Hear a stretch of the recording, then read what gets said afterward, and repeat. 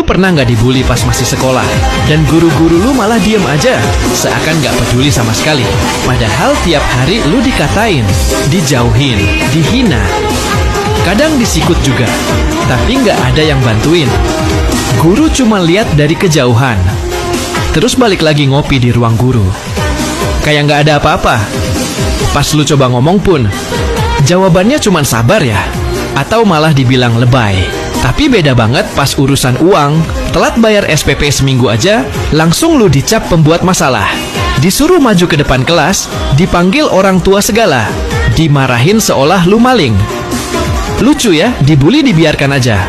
Tapi kalau soal tagihan SPP, langsung dikejar sampai ke rumah. Sekolah tuh harusnya tempat aman, bukan tempat yang penuh tekanan. Apalagi dari guru sendiri. Ya walaupun gak semua guru kayak gitu.